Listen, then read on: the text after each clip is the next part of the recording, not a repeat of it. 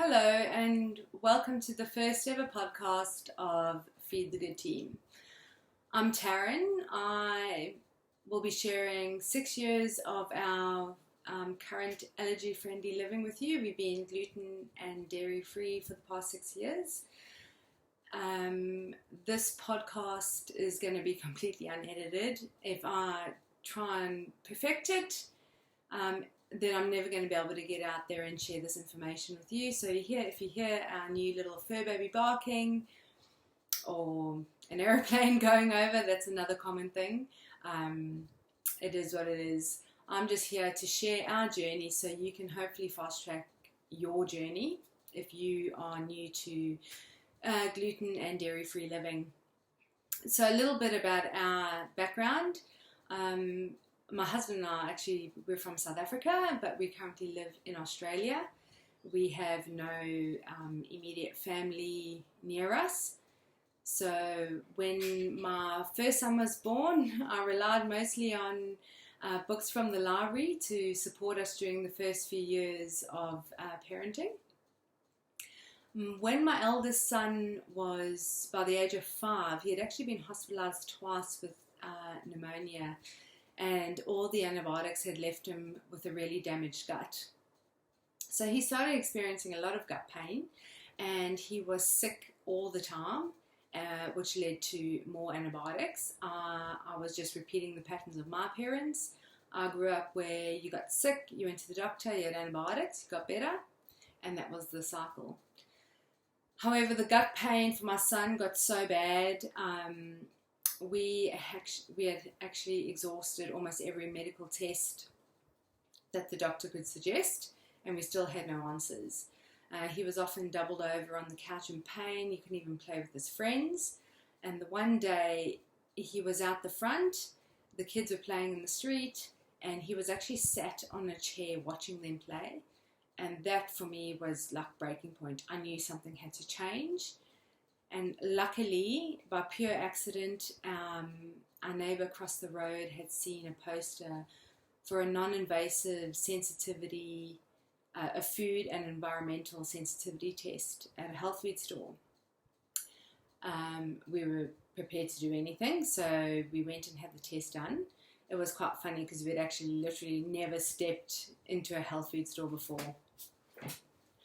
The test result was quite exciting. Whoops. We finally had some answers and some strategies to try. We left that afternoon with our list of things to avoid, and I remember leaving there thinking, oh my goodness, what are we going to have for dinner? I literally had to change everything that we ate. So anyway, it was quite an overwhelming and daunting time. Every label that I read had wheat in it, so it took a lot of extended trips to the grocery store just to relearn like what products we could have. And yeah, it was just sticking to the list, and 6 weeks later we actually had a new child. The gut pain had disappeared, he was back to playing, and he wasn't getting sick all the time. Because he had such physical symptoms, it was quite easy for me to stick to the list, because seeing him in such pain, I could not bring myself to put something in his body that I knew was going to be hurting him. So after the 6 weeks and the drastic changes, this was just the beginning of our journey, because there was absolutely no way I was going to go back.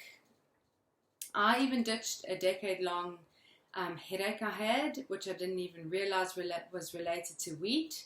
My husband's snoring improved, and so did his athlete's foot.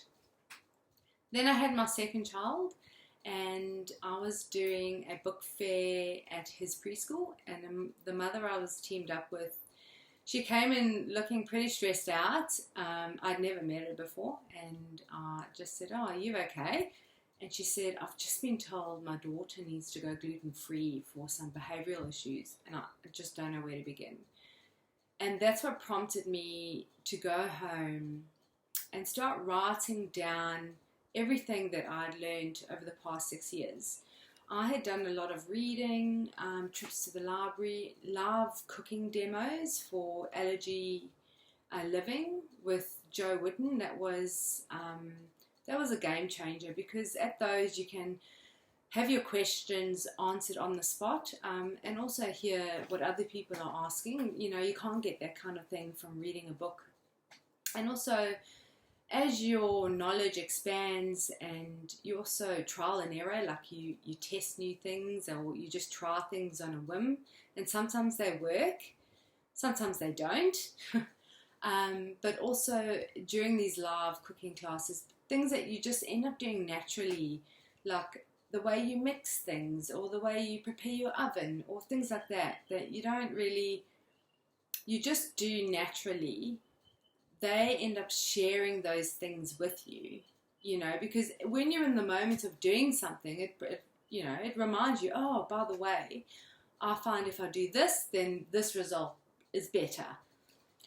So, you know, all this information, that's what I put into my ebook, and that's what I want to be sharing on this podcast. I find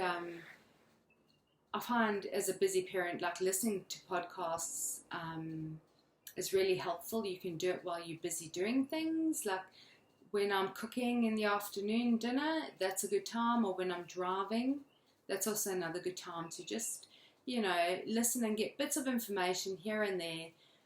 Whatever's important to you at that time is what you're most likely to absorb, and then hopefully put into practice when you need to. Our journey started off with food. Feed the Good team is a lot more than just food. It's our home. Obviously, one of the things we had to do with the sensitivity test, the first thing we had to do was remove all synthetic fragrances from our home. And you found that if you want to start a low tox journey, if you just focus on synthetic fragrances, you will pretty much eliminate all products from your home that are having an impact on your immune system. And also the third most important thing is mind. I like to call it mind because it encompasses a couple techniques that I've had to do to overcome the overwhelm of changing the way you do anything, really, whether it's eating or going low tox, or even starting new habits like exercise. The mind part is something that I also want to incorporate down the track with meditation and positive affirmations and mindset and all that and all those things, because it's just as important. You know, it's just like starting a new fitness program, like whatever your goals might be. You know, the exercise and the diet, like the diet is more important than the exercise, but you know, above all of that is being able to create the habits to do those things is what's going to give you success. And also planning. So we are about to embark on our GAPS journey, which we'll be starting in about 6 to 8 weeks time. But I am starting my planning now. And that's something else that I'll also be sharing on this podcast. So I hope that you will find some gold nuggets in the stuff that I'll be sharing, and it'll help fast track your journey into gluten-free or dairy-free or allergy-friendly living, wherever you are in your journey. I hope that I'll be able to help you along the way. And that's what this is all about. It's just about sharing stuff that I do on a daily basis without even thinking about it, that you can then go and put this stuff into practice into your lives, and hopefully make your family healthier and have less sick days. Because really, that's what it's all about. It's about making happy, healthy memories with your loved ones. So yes, I'm glad you're here, and I look forward to sharing more things with you.